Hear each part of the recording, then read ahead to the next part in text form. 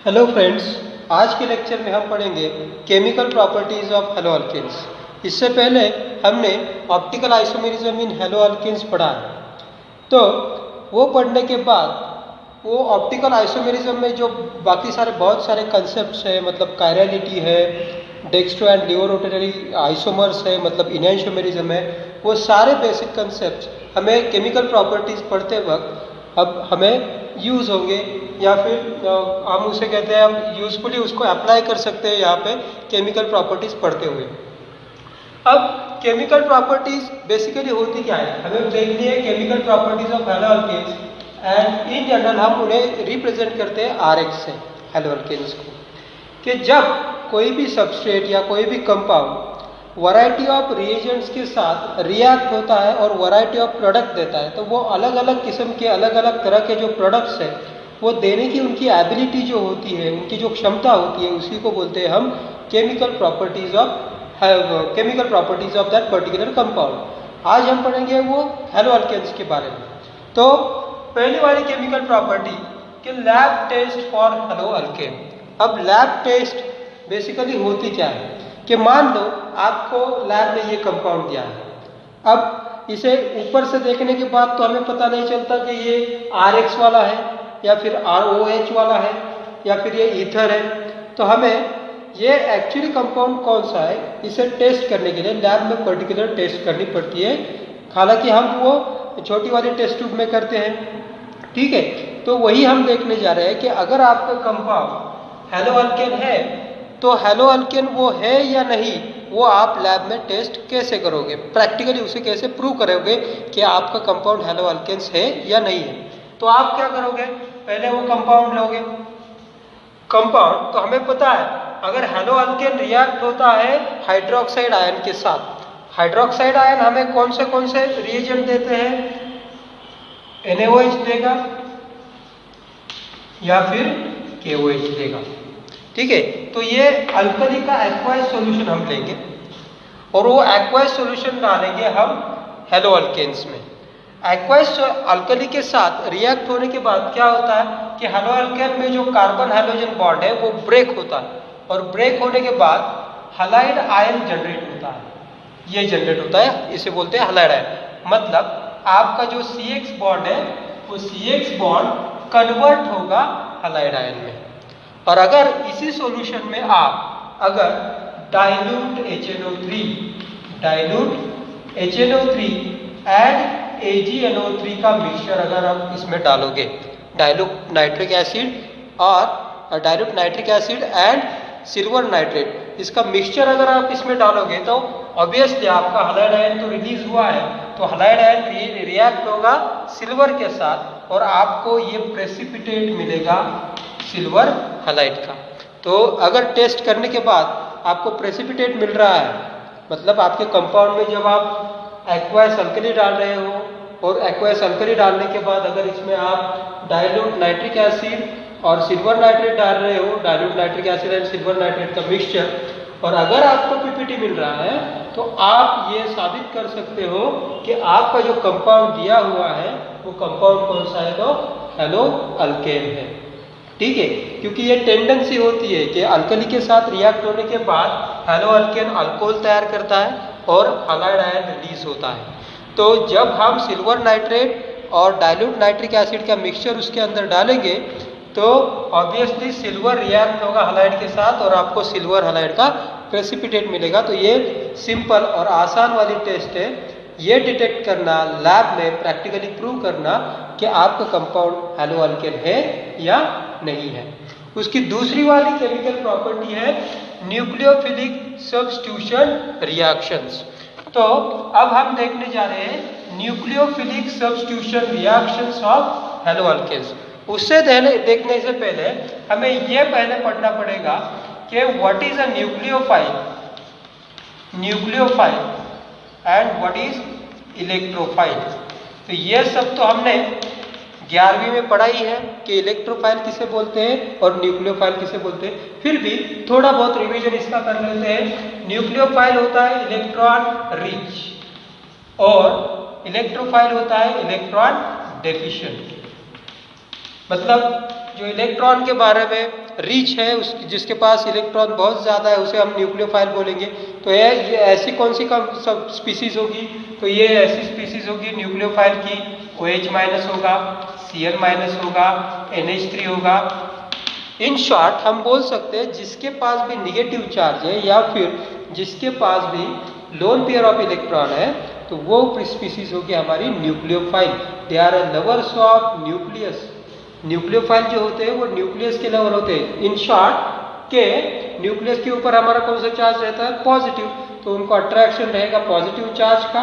Obviously उनके ऊपर अपने ऊपर चार्ज कौन सा होगा, निगेटिव चार्ज, तो इसीलिए उसको बोलते हैं हम न्यूक्लियोफाइल। उसके बाद आता है हमारा इलेक्ट्रोफाइल। तो इलेक्ट्रोफाइल मतलब इलेक्ट्रॉन डेफिशिएंट, जो तो उनके पास होगी इलेक्ट्रॉन की डेफिशिएंसी, मतलब इलेक्ट्रॉन की कमियां होगी उसके पास। तो ऑब्वियसली ये स्पीसीज कौन सी होगी, तो जिनके ऊपर पॉजिटिव चार्ज है, तो K प्लस हुआ, Ag प्लस हुआ, Na प्लस हुआ, तो इनके ऊपर पॉजिटिव चार्ज है, इलेक्ट्रॉन की कमी है इनके पास, तो ये हुए हमारे इलेक्ट्रोफाइल। या फिर लेविस एसिड्स भी हम बोल सकते हैं कि AlCl3, FeCl3, ये जो सब लेविस एसिड्स है तो इनका सेंट्रल एटम इलेक्ट्रॉन डेफिशिएंट होता है, तो इसकी वजह से वो इलेक्ट्रॉन एक्सेप्ट कर सकते हैं, तो ये हुए हमारे इलेक्ट्रोफाइल। मतलब दे आर, फाइल का मतलब होता है लवर, ये फाइल जो वर्ड है इसका मतलब होता है लवर, और electro they are lovers of electron, मतलब उनको जो अट्रैक्शन है, उनको जो आकर्षण है वो इलेक्ट्रॉन का है। मतलब इलेक्ट्रॉन के ऊपर चार्ज कौन सा है, तो निगेटिव चार्ज है, तो उनको अट्रैक्शन है निगेटिव चार्ज का। इसकी वजह से अगर उनको अट्रैक्शन निगेटिव चार्ज का है तो खुद के ऊपर उनके ऊपर चार्ज होगा वो होगा positive, they are electron deficient. तो हैलो अल्किन्स की हमें न्यूक्लियोफिलिक सब्स्टिट्यूशन रिएक्शंस देखनी है। तो ये nucleophilic substitution reaction in short हम सिंबलाइज कैसे कर सकते हैं, Sn, इनको सिंबलाइज किया जाता है इस लेटर से, S for substitution, N for nucleophilic. तो ये देखने से पहले हमें ये वर्ड समझना पड़ेगा कि सब्स्टिट्यूशन का मतलब आखिर होता क्या है, what is the meaning of substitution. तो सब्स्टिट्यूशन रिएक्शंस क्या होती है कि अगर हमारे पास देखो एक सबस्ट्रेट है, ये वाला सबस्ट्रेट है हमारे पास, और इस सबस्ट्रेट में अगर कोई भी ग्रुप या फिर एटम रिप्लेस करता है अनदर ग्रुप या फिर अनदर एटम, उसे अगर रिप्लेस करता है without changing the hybridization of carbon atom, तो उस तरह की रिएक्शन को हम बोलते हैं सब्स्टिट्यूशन रिएक्शन। अभी देखिए ये जो सबस्ट्रेट है वो कार्बन सिंगल बॉन्डेड है, मतलब इसकी हाइब्रिडाइज स्टेट, इसका हाइब्रिडाइजेशन है sp3। सिंगल बॉन्डेड कार्बन मतलब हाइब्रिडाइजेशन होता है sp3, डबल बॉन्डेड का होता है sp2 and triple bonded carbon का हाइब्रिडाइजेशन होता है sp। तो यहाँ पे ऑलरेडी एक सबस्ट्रेट में ग्रुप प्रेजेंट है X। अब ये Nu मतलब मैं न्यूक्लियोफाइल का एक सिंबल लेता हूँ, तो न्यूक्लियोफाइल। तो रिएक्शन हुई, रिएक्शन होने के बाद क्या हुआ, X गया है, और X की जगह पे कौन आया है, तो Nu आया है, मतलब न्यूक्लियोफाइल आया है। तो हमारे सबस्ट्रेट में से एक ग्रुप गया है और उसकी जगह दूसरे ग्रुप ने ली है, तो इस प्रकार के रिएक्शन को हम बोलते हैं सब्स्टिट्यूशन रिएक्शन। अब without changing hybridization of carbon atom मतलब क्या कि जिस कार्बन को ये लीविंग ग्रुप, जो जाने वाला छोड़ने वाला ग्रुप अटैच है, वो कौन सा हाइब्रिडाइजेशन है, कौन सी टाइप का हाइब्रिडाइजेशन है उसका, sp3। अब जबकि प्रोडक्ट हमें मिला है तो जिस कार्बन से X रिलीज हुआ है, रिलीव हुआ है, तो उसी कार्बन को अपना इनकमिंग आने वाला ग्रुप अटैच हुआ है, तो उसी कार्बन का हाइब्रिडाइजेशन अगर हम देखें तो ये कार्बन फिर से सिंगल बॉन्डेड रहा है, उसका हाइब्रिडाइजेशन चेंज नहीं हुआ है, तो अगेन इसका हाइब्रिडाइजेशन तो सेम ही रहा, तो ये हुआ हमारा अगेन sp3 हाइब्रिडाइजेशन। तो इसी को हम बोलते हैं सब्स्टिट्यूशन रिएक्शन। अब न्यूक्लियोफिलिक सब्स्टिट्यूशन होता क्या, न्यूक्लियोफिलिक सब्स्टिट्यूशन रिएक्शन होती क्या है। तो हैलो अल्केन्स का फॉर्मूला तो हमें पता है, हैलो अल्केन्स होते हैं Rx, मतलब उनके भीतर कार्बन एंड हैलोजन के बीच बॉन्ड होता है, सिंगल कोवैलेंट बॉन्ड होता है कार्बन हैलोजन के बीच। अब ये कार्बन हैलोजन का जो बॉन्ड है ये पोलर कोवैलेंट बॉन्ड है। उसका टाइप कैसा है, कोवैलेंट बॉन्ड के दो टाइप होते हैं, एक पोलर और दूसरा नॉन पोलर। तो ये बॉन्ड है हमारा पोलर कोवालेंट बॉन्ड। तो पोलर कोवालेंट बॉन्ड होने की वजह से क्या होता है, देखो हैलोजन जो है और कार्बन जो है, इनके बीच की अगर इलेक्ट्रोनेगेटिविटी हम चेक करें तो halogen they are smaller in size as compare to carbon. Okay, तो हैलोजन क्या करते हैं, ये जो बॉन्ड है इनकी इस बॉन्ड के बीच, इस बॉन्ड के अंदर जो लोन पेयर है उसको अपनी तरफ अट्रैक्ट करते हैं, खींचते हैं अपनी तरफ। तो उस वजह से क्या आता है, अगर वो इलेक्ट्रॉन को अपनी तरफ पे खींच रहे हैं तो उनके ऊपर आया पार्शियल निगेटिव चार्ज, और अगर इलेक्ट्रॉन मतलब न्यूक्लियो निगेटिव चार्ज अगर कार्बन से दूर जा रहा है तो कार्बन के ऊपर आया पॉजिटिव चार्ज। तो इसकी वजह से बॉन्ड कैसा हुआ, पोलर, मतलब उसके भीतर दो पोल्स डेवलप हुए हैं यहाँ पे। अब इस वजह से क्या होता है कि कार्बन जो है हमारा, उसके ऊपर आया है पॉजिटिव चार्ज, तो ऑब्वियसली अगर इसके पास इलेक्ट्रॉन की कमी है तो वो क्या हुआ, इलेक्ट्रोफाइल। तो इसी सेंटर को हम बोलते हैं इलेक्ट्रोफिलिक सेंटर। किस प्रकार का सेंटर बोलते हैं हमें, इलेक्ट्रोफिलिक सेंटर। इस सेंटर को हम बोलेंगे। अगर वो सेंटर इलेक्ट्रोफिलिक है, मतलब इलेक्ट्रोफिलिक मतलब इलेक्ट्रॉन डेफिशिएंट है अगर वो सेंटर, तो वो अट्रैक्ट होगा इलेक्ट्रॉन रिच जो स्पीसीज है हमारी, उसकी तरफ वो अट्रैक्ट होगा। या फिर अगर हम इस सबस्ट्रेट को किसी भी इलेक्ट्रॉन रिच स्पीसीज के साथ रिएक्ट करेंगे तो ऑब्वियसली दोनों में अट्रैक्शन रहेगा।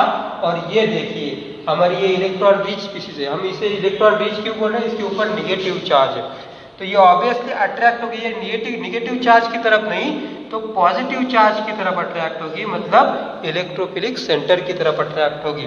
तो फाइनली क्या होगा, ये हैलोजन रिलीव होगा, ये टूट जाएगा, बाजू में जाएगा, और उसके बाद जो इलेक्ट्रोफिलिक सेंटर है हमारा वो किसको अटैच होगा, न्यूक्लियोफाइल को, और हमें प्रोडक्ट मिलेगा। तो इसी प्रोडक्ट को हम बोलेंगे न्यूक्लियोफिलिक सब्स्टिट्यूशन रिएक्शन। इसी रिएक्शंस को हम बोलेंगे न्यूक्लियोफिलिक, क्योंकि क्या हो रहा है, सब्स्टिट्यूशन तो हो रहा है, सब्स्टिट्यूशन हो रहा है, बट वो किस प्रकार का सब्स्टिट्यूशन है ये देखना है हमें। जो आने वाला ग्रुप है, जो सब्स्टिट्यूट हो रहा है ग्रुप, वो किस प्रकार का ग्रुप है, वो या तो इलेक्ट्रॉन रिच है या फिर इलेक्ट्रॉन डेफिशिएंट है।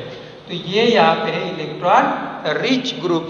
सो दैट्स व्हाई ये रिएक्शन हमारी हुई न्यूक्लियोफिलिक सब्स्टिट्यूशन रिएक्शन, क्योंकि इलेक्ट्रॉन रिच ग्रुप को हम बोलते हैं न्यूक्लियोफाइल। अब कोई भी रिएक्शन हम ले लें तो कोई भी रिएक्शन, कुछ रिएक्शन फास्ट होती है, कुछ रिएक्शन स्लो होती है।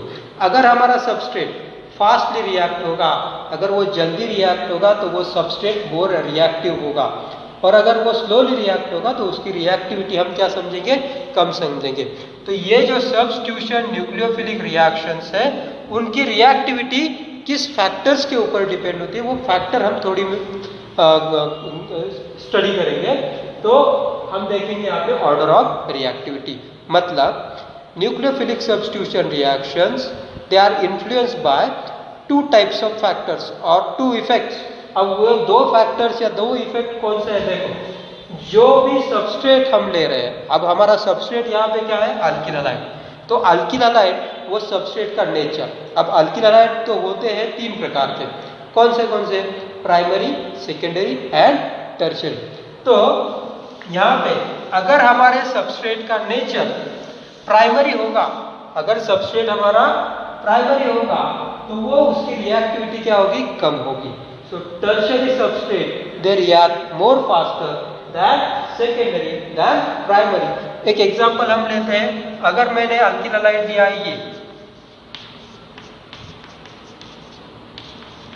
ये वाला अल्किल हैलाइड दिया, तो ये हुआ हमारा टर्शियरी, क्योंकि हैलोजन जिस कार्बन को अटैच है वो दूसरे 3 कार्बन को अटैच है, तो ये टर्शियरी वाला हुआ। उसके बाद सेकेंडरी, तो हैलोजन यहाँ पे जिस कार्बन को अटैच है वो दूसरे 2 कार्बन को अटैच है, इसलिए ये कार्बन हुआ सेकेंडरी, ये हुआ टर्शियरी। अल्किल हैलाइड का नेचर हुआ टर्शियरी एंड सेकेंडरी।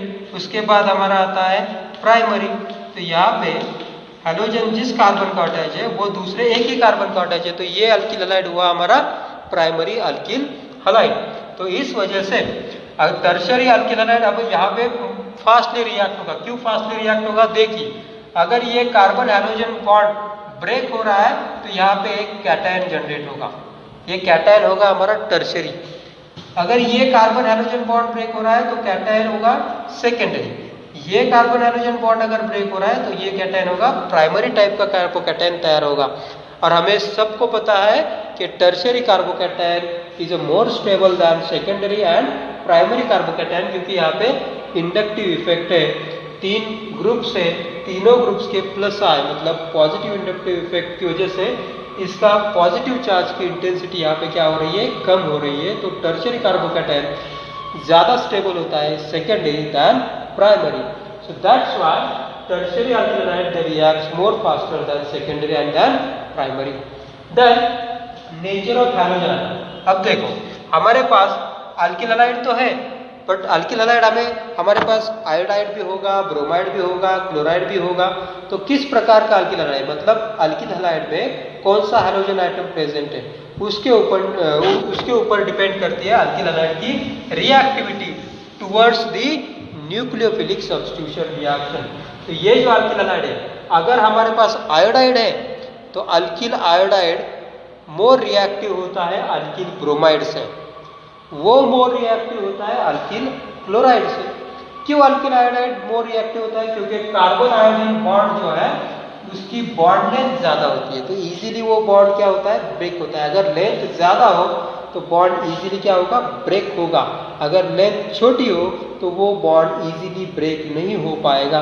इस वजह से अल्किल आयोडाइड हमारा ज्यादा रिएक्टिव होता है देन ब्रोमाइड देन क्लोराइड। अब कुछ सब्स्टिट्यूशन रिएक्शंस जो है, न्यूक्लियोफिलिक सब्स्टिट्यूशन रिएक्शंस, ये तो हमने पढ़ा ये होती कैसी है।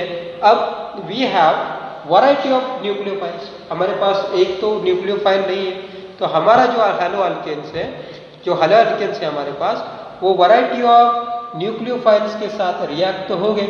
अब वो रिएक्ट होने के बाद कौन से प्रोडक्ट देंगे, ये तो हमें देखना पड़ेगा, क्योंकि एग्जाम में पूछा जाता है what happens when suppose we take example isopropyl bromide reacts with aqueous NaOH, aqueous KOH, या फिर सिल्वर एसीटेट, या फिर हमारा होगा सिल्वर इथॉक्साइड, मिथॉक्साइड, तो किस प्रकार के प्रोडक्ट देंगे। ये क्वेश्चन हमें क्रैक अगर करने हैं तो हमें कुछ एग्जाम्पल्स भी स्टडी करने पड़ेंगे। तो हम कुछ एग्जाम्पल स्टडी करते हैं कि न्यूक्लियोफिलिक सब्स्टिट्यूशन रिएक्शंस के वैरायटी ऑफ न्यूक्लियोफाइल्स के साथ अगर हैलो अल्केन की हैलो अल्केन्स की रिएक्शन होती है तो हमें कौन से प्रोडक्ट यहाँ पे मिलेंगे। तो चलिए पहला एग्जांपल देखते हैं। यहाँ पे पहले वाला मेरा एग्जांपल है, हमने लिया है पहला वाला एग्जांपल, ये हमारा हुआ अल्किल हैलाइड RX। अब ये अगर रिएक्ट होता है एक्वायस NaOH या फिर एक्वायस KOH के साथ, ये अल्कली होते हैं। NaOH और KOH क्या होते हैं, अल्कली। अल्कली मतलब ये ऐसे बेस है जो वाटर में डिजॉल्व, जो पानी में डिजॉल्व होते हैं, घुलते मिलते हैं, इसलिए उन्हें क्या बोलते हैं, अल्कली। ये तो डेफिनेशन हुआ अल्कली में।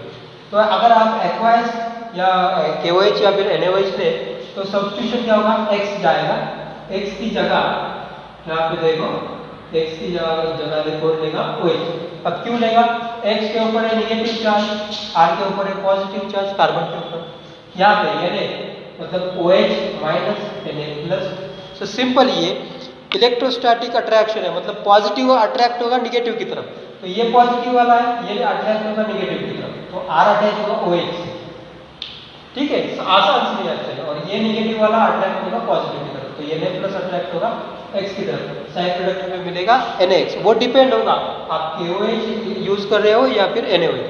अगर NaOH यूज कर रहे हो तो NaX मिलेगा, मतलब सोडियम हैलाइड मिलेगा। अगर पोटेशियम हाइड्रोक्साइड आप यूज कर रहे हैं तो पोटेशियम हैलाइड मिलेगा। तो ये तो हुई हमारी जनरल रिएक्शन पहली। अब ये जनरल रिएक्शन के एग्जांपल हमें कैसे बनाने हैं, देखो।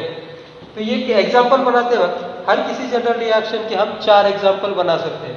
तो वो 4 एग्जांपल कैसे बनाने हैं, R की जगह पे हम कोई भी अल्किल ग्रुप यूज कर सकते हैं। मतलब हम सिंपल स्टेप बाय स्टेप से जाएंगे। पहला एक कार्बन वाला, मतलब ये हुआ, ये अल्किल ग्रुप हमने यूज किया मिथिल। उसके बाद आप यूज कर सकते हो इथिल, उसके बाद आप यूज कर सकते हो आइसोप्रोपिल, उसके बाद आप यूज कर सकते हो टर्शियरी ब्यूटिल। तो ये दो तो सिंपल है, मैं ये 2 एग्जांपल देता हूँ आपके, आप घर पे एग्जांपल्स बना सकते हो। तो हर किसी रिएक्शन के आप ये अल्किल ग्रुप्स के अंदर चेंजेस करके एग्जांपल बना सकते हो। तो लीजिए पहला वाला CH3CH। अब ये आइसोप्रोपिल लेना है हमें। अब X की जगह पे आप Br भी ले सकते हो, क्लोरीन भी ले सकते हो, या फिर आयोडाइन भी ले सकते हो। आपने यहाँ पे लिया NaOH एक्वाइज सॉल्यूशन। अब रिएक्शन कैसी होगी, जहाँ पे हैलोजन अटैच है वो कार्बन से हैलोजन रिलीज होगा और वो रिप्लेस करेगा कौन सा वाला ग्रुप, OH।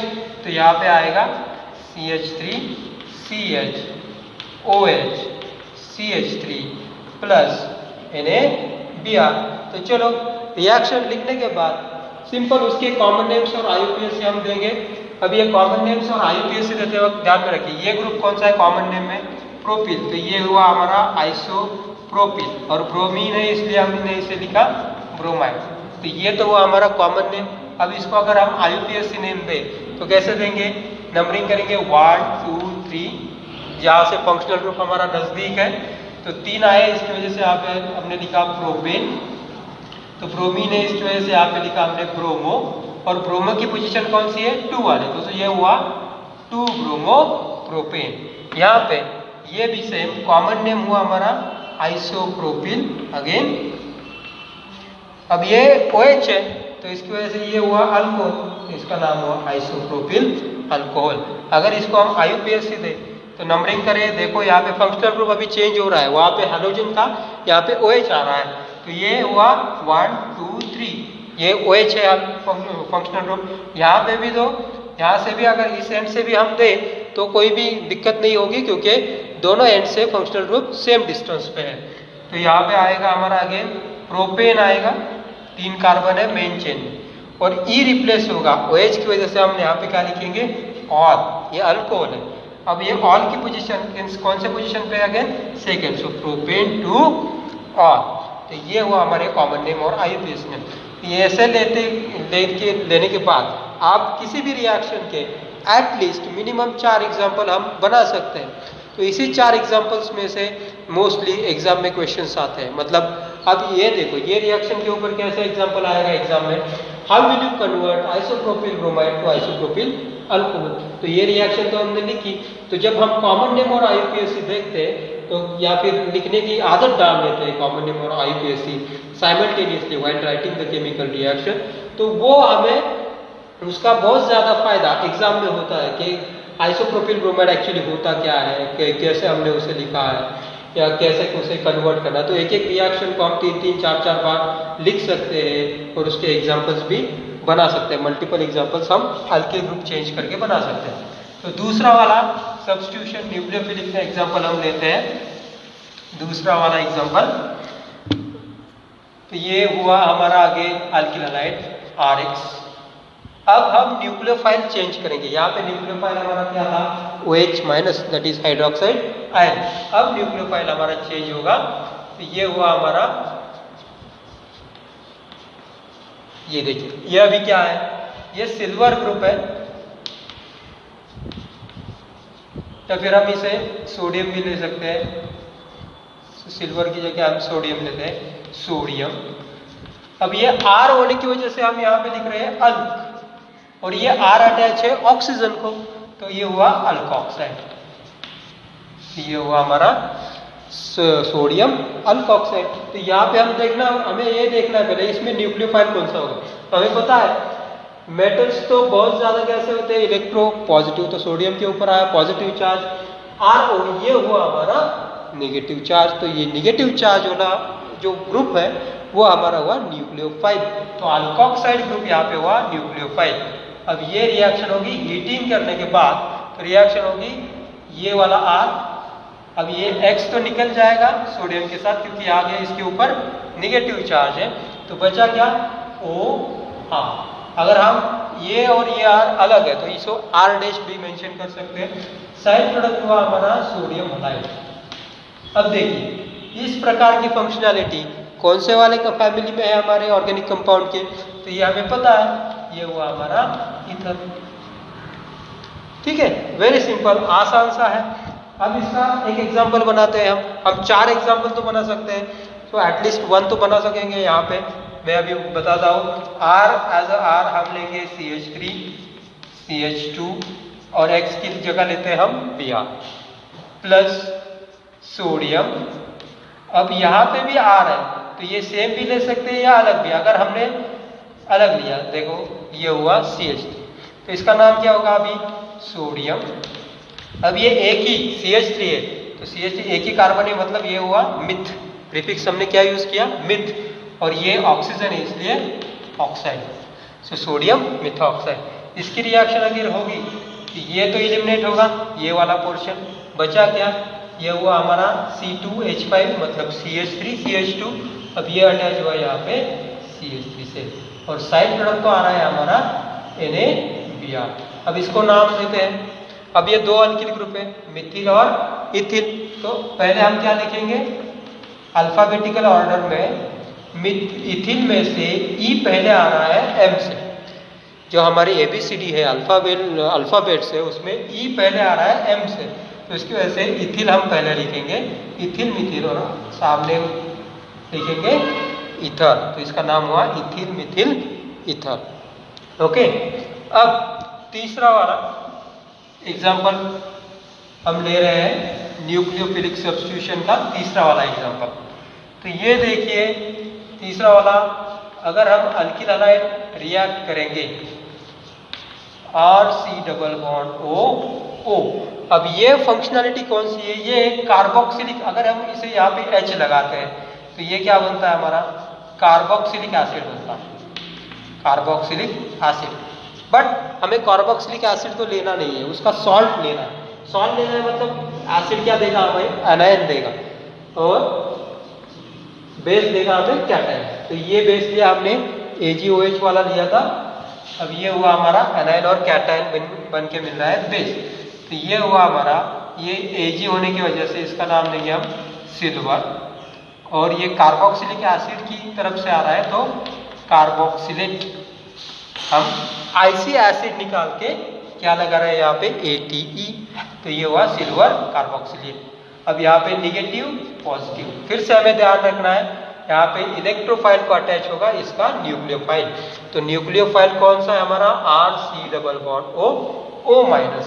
तो ये हुआ हमारा RC double bond O R। तो ये कौन सी फंक्शनलिटी, फिर से साइड प्रोडक्ट AgX। ये कौन सी फैमिली है, ये है फैमिली एस्टर की, ये हुआ हमारा एस्टर। एक आसान सा एग्जांपल लेते हैं इसका। अब लिया यहाँ पे मैंने CH3Cl प्लस यहाँ पे R, उसे भी सेम लेंगे हम CH3C double bond O Ag।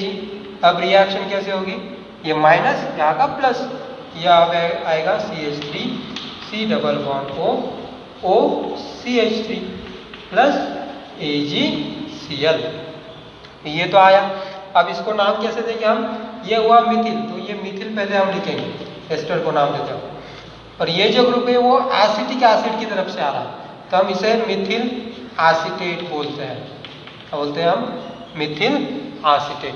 तो ये हमारा तीसरी टाइप या फिर तीसरा न्यूक्लियोफाइल होगा। वो वाला कौन सा है, सिल्वर एसिड कार्बोक्सिलेट वाला, उसके साथ कैसी रिएक्शन होती है। तो आगे वाली हम न्यूक्लियोफिलिक सब्स्टिट्यूशन रिएक्शन देखेंगे। तो आगे वाली कौन सी है न्यूक्लियोफिलिक सब्स्टिट्यूशन रिएक्शन, देखिए कि जब हम अल्किल हैलाइड रिएक्ट करेंगे सिल्वर साइनाइड के साथ या फिर पोटेशियम साइनाइड के साथ, तो रिएक्शन कैसे होगी। तो तीन तो एग्जाम्पल हुए हमारे। अब ये चौथा वाला RX लिया हमने अल्किल हैलाइड। अब हम ले रहे हैं solution KCN, C triple bond N। अब इसका सॉल्यूशन लेना है हमें अल्कोहलिक, इसे हम क्या बोलते हैं, ये हुआ पोटेशियम। तो ये हुआ हमारा पोटेशियम साइनाइड, पोटेशियम साइनाइड। और इसके साथ हीट करने के बाद हमें प्रोडक्ट मिलता है RCN। तो इन डिटेल में लिखता हुआ ऐसे RCN, तो आसानी होती ज़्यादा, प्लस KX। अब इस प्रोडक्ट को हम क्या बोलेंगे, नाइट्राइल बोल सकते हैं, या फिर इसको बोलते हैं अल्किल साइनाइड, अल्किल साइनाइड भी बोलते हैं इसको। तो नाइट्राइल तो वैसे तो IUPAC में यूज किया जाता है वर्ड, और साइनाइड जो वर्ड है वो कॉमन नेम में यूज किया जाता है। अब पांचवी वाली रिएक्शन देखिए, RX अगर रिएक्ट होगा AgCN के साथ। अब देखो ये भी हमें सॉल्यूशन यूज करना है अल्कोहल। अब इसको क्या बोलेंगे हम, ये Ag होने के साथ होगा सिल्वर साइनाइड। तो ये बात आपको यहाँ पे स्टार कर लीजिए, आप ये स्टार कर लीजिए, क्योंकि ये मतलब ट्विस्ट है यहाँ पे, ये एग्जाम में हम फंस जाते हैं ये ऐसे ऐसे रिएक्शन में, तो ये थोड़ी सा कंफ्यूजन क्रिएट करता है हमारे अंदर। तो इसी वजह से मैंने स्टार लिखा है यहाँ पे, ये IMP भी लिख सकते हैं आप, ये इम्पोर्टेंट पार्ट है। तो थोड़ा सा बदलाव है, उस बदलाव की वजह से हम फंस न जाए कहीं एग्जाम में, इसलिए हम लिख रहे हैं यहाँ पे। तो अल्किल है उसके साथ रिएक्ट होगा सिल्वर साइनाइड के साथ, हीट करेंगे हम, और प्रोडक्ट हमें मिलेगा RN=C प्लस AgX। अब ये तो हुआ, ये क्या हुआ, अभी इसका नाम है आइसोसाइनाइड। मतलब अल्किल ही, अल्किल ये साइनाइड है, ये आइसोसाइनाइड है। अब देखो साइनाइड और आइसोसाइनाइड में पहले हम फर्क जान लेते हैं, what is the difference between cyanide and isocyanide. तो पहला वाला फर्क क्या है, ये साइनाइड है RC=N और ये आइसोसाइनाइड RN=C। तो बॉन्डिंग जो है कार्बन के साथ, बॉन्डिंग कार्बन की है, साइनो जो ग्रुप है, साइनो ग्रुप के साथ ये वाला कार्बन बॉन्डिंग करता है थ्रू कार्बन, और यहाँ पे साइनो ग्रुप ही है, लेकिन साइनो ग्रुप में साइनो ग्रुप बॉन्डिंग कर रहा है कार्बन के साथ थ्रू नाइट्रोजन, नाइट्रोजन के माध्यम से वो बॉन्डिंग कर रहा है। तो ये किस वजह से हो रहा है, अब ये कौन सा, मतलब ये फंस क्यों रहे हम लोग यहाँ पे, यहाँ पे तो दिखने में तो सेम दिख रहा है दोनों के दोनों। तो हम ये भी तो बोल सकते हैं, ये अगर अल्किल साइनाइड दे रहा है तो ये भी क्यों नहीं अल्किल साइनाइड दे रहा, ठीक है, क्योंकि दोनों के पास जो न्यूक्लियोफाइल्स है वो न्यूक्लियोफाइल्स तो सेम है। न्यूक्लियोफाइल्स देखो कैसे जनरेट हो रहे हैं, ये हमारा मेटल एटम है तो ऑब्वियसली उसके ऊपर पॉजिटिव चार्ज होगा, अगेन ये भी मेटल एटम है तो इसके ऊपर भी कौन सा चार्ज होगा, पॉजिटिव। तो निगेटिव चार्ज यहाँ पे जाएगा कार्बन के ऊपर, Ag+Cn-। और जो नाइट्रोजन है, हम तो जानते हैं नाइट्रोजन के ऊपर लोन पेयर है, ठीक है। अगर हम ये साइनो ग्रुप को अगर आप देखें, ये वाले ग्रुप को अगर हम देखें, ठीक है, तो ये तो हमारा न्यूक्लियोफाइल है, ये हमारा न्यूक्लियोफाइल। रिचनेस तो उसकी दिख रही है हमें सामने सामने, कार्बन के ऊपर निगेटिव चार्ज है, नाइट्रोजन के ऊपर लोन पेयर। लेकिन न्यूक्लियोफाइल भी दो, मतलब एक टाइप है उसमें, उसके अंदर न्यूक्लियोफाइल के अंदर वो स्पेशल टाइप है, ये एम्बिडेंट न्यूक्लियोफाइल है, ये एम्बिडेंट न्यूक्लियोफाइल है। किस प्रकार का न्यूक्लियोफाइल है ये, special type of nucleophile, ambient nucleophile. अब एम्बिडेंट न्यूक्लियोफाइल होता क्या कि ये जो अगर न्यूक्लियोफाइल हम ले सिंपल सा OH-, तो ये दूसरे के साथ बॉन्ड तैयार करते वक्त थ्रू ओनली वन एटम करेगा। लेकिन ये देखिए, ये R के साथ अगर बॉन्ड तैयार करेगा तो खाली एक ही एटम के माध्यम से, एक ही एटम के थ्रू बॉन्ड तैयार करेगा, और वो एटम कौन सा है, ऑक्सीजन। लेकिन ये जो न्यूक्लियोफाइल है, ये वाला एम्बिडेंट वाला, तो एम्बिडेंट न्यूक्लियोफाइल के अंदर दो एटम्स होते हैं, it have more than one atom for the formation of bond to donate the lone pair of electron. मतलब ये कार्बन वाला भी दूसरे के साथ बॉन्ड तैयार करेगा, क्योंकि कार्बन तो इलेक्ट्रॉन रिच है ही इसके अंदर वाला, और नाइट्रोजन के पास भी लोन पेयर है, अपनी खुद की लोन पेयर, तो नाइट्रोजन भी बॉन्ड बना सकता है, वो भी दूसरे को इलेक्ट्रॉन दे सकता है। तो इसके अंदर दो एटम्स ऐसे हैं जो इलेक्ट्रॉन रिच है, तो बॉन्डिंग होते वक्त at the same one time वो एक ही एटम के थ्रू बॉन्ड तैयार करेगा, लेकिन उसके पास दूसरा एटम भी अवेलेबल है जो कि बॉन्ड बना सकता है। तो ये ऐसा न्यूक्लियोफाइल होता है जिसके पास दो एटम्स होते हैं जो इलेक्ट्रॉन रिच होते हैं, और ये बॉन्ड तैयार करते वक्त उस दो एटम्स के बीच में से कोई भी एटम चूज कर सकता है, या फिर हम ऐसा भी बोल सकते हैं कि किसी भी एटम के माध्यम से वो बॉन्डिंग बना सकता है आगे वाले इलेक्ट्रोफिलिक सेंटर के साथ। ठीक है। अब ये कैसे डिसाइड होगा कि कब वो कार्बन के थ्रू बॉन्डिंग करेगा और कब नाइट्रोजन के थ्रू बॉन्डिंग करेगा, ये कैसे हम डिसाइड करेंगे? तो इसके लिए हम रिएजेंट लेते हैं, हमारा रिएजेंट। तो पोटेशियम साइनाइड और सिल्वर साइनाइड, ये तो रिएजेंट लिया हमने। अब दोनों रिएजेंट में सिमिलैरिटी पहले देखिए, क्या है सिमिलैरिटी? दोनों के पास Cl है, तो ये तो सिमिलैरिटी हुई, लेकिन जो मेटल आइटम है वो अलग अलग है। तो यहाँ पे पोटेशियम है और यहाँ पे सिल्वर है। तो बेसिक पीरियोडिक टेबल तो हमें पता है, पोटेशियम जिसकी एटॉमिक साइज कैसी होती है as compare to silver, potassium की एटॉमिक साइज होगी छोटी, तो पोटेशियम की एटॉमिक साइज छोटी होगी, ये CN1। और सोडियम सिल्वर की एटॉमिक साइज पोटेशियम से थोड़ी कैसी होगी? ज़्यादा। तो इस वजह से क्या हो रहा है, ये जो बॉन्ड है, जब दो स्पीसीज जिसके बीच या फिर दो एटम जिनके बीच बॉन्ड बन रहा है, अगर उनके बीच का एटॉमिक साइज डिफरेंस ज़्यादा है तो उनके बीच आयनिक बॉन्ड तैयार होता है, और अगर एटॉमिक साइज का डिफरेंस कम हो तो उन दोनों के बीच कोवालेंट बॉन्ड तैयार होता है। तो ऑब्वियसली हम ये बोल सकते हैं this compound is ionic in nature. इसका जो नेचर है, ये जो बॉन्ड है पोटेशियम और कार्बन का बॉन्ड, ये आयनिक बॉन्ड है।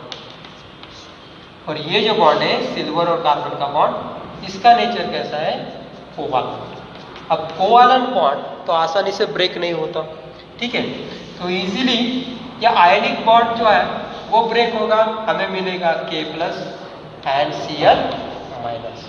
अब ये किसके साथ रिएक्ट हो रहा है? हमारे अल्किल हैलाइड के साथ, सो RX के साथ। RX के साथ रिएक्ट होने के बाद हमें क्या मिल रहा है? यहाँ पे RCN मिल रहा है। अब क्यों RCN मिल रहा है, RNC क्यों नहीं मिल रहा? क्योंकि RCN अगर बनेगा तो अगेन यहाँ पे कार्बन कार्बन बॉन्ड तैयार होगा।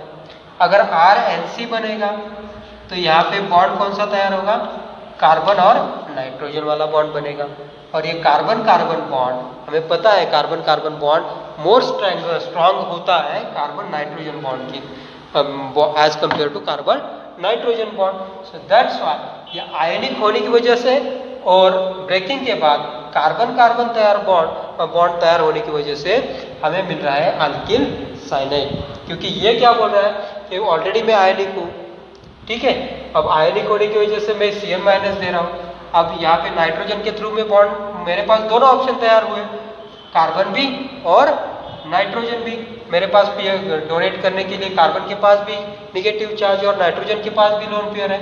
तो मैं बॉन्ड किससे तैयार करूंगा? मैं प्रायोरिटी किसको दूंगा?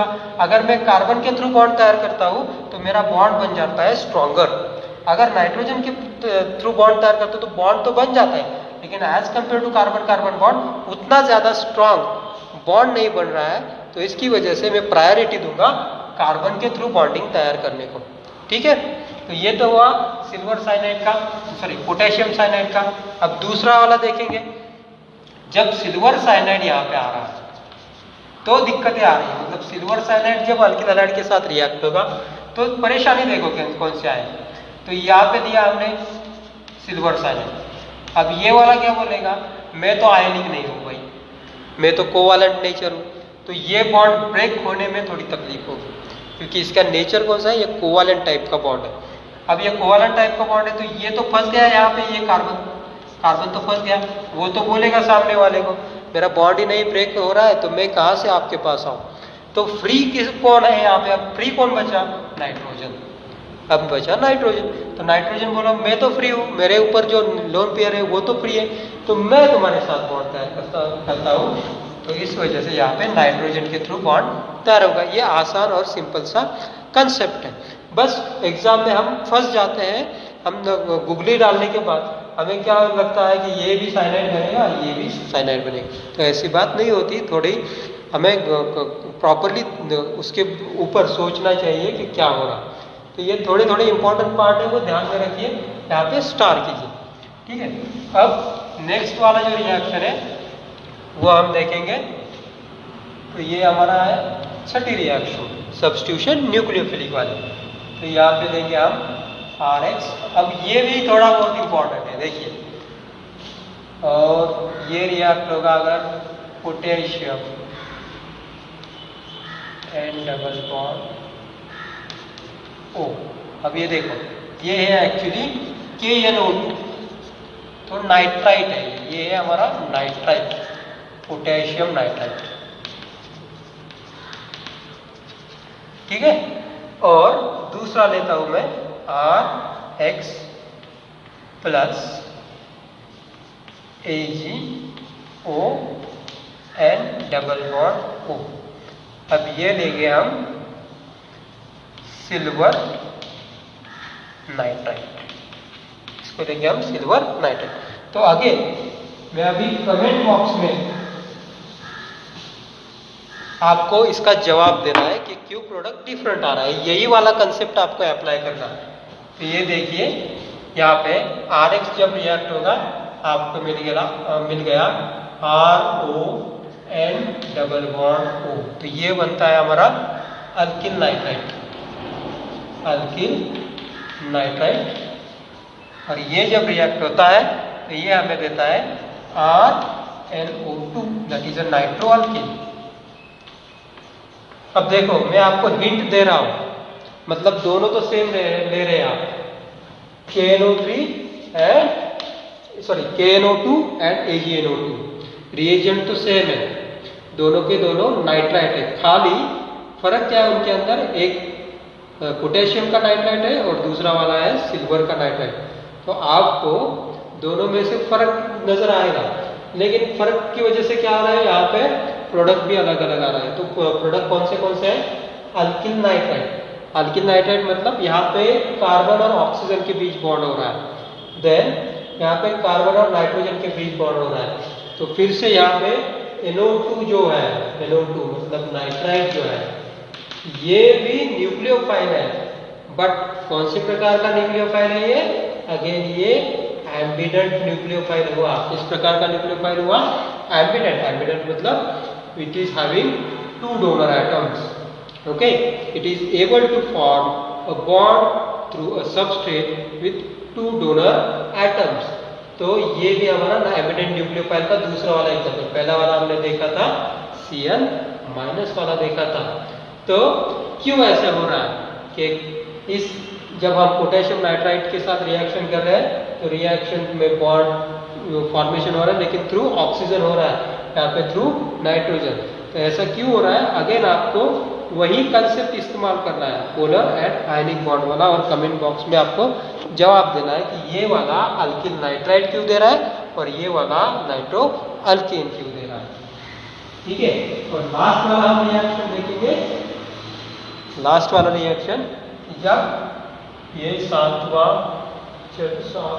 पांचवा वाला क्या अल्किलाइड जब रिएक्ट होता है अमोनिया के साथ, अल्कोहलिक अमोनिया के साथ,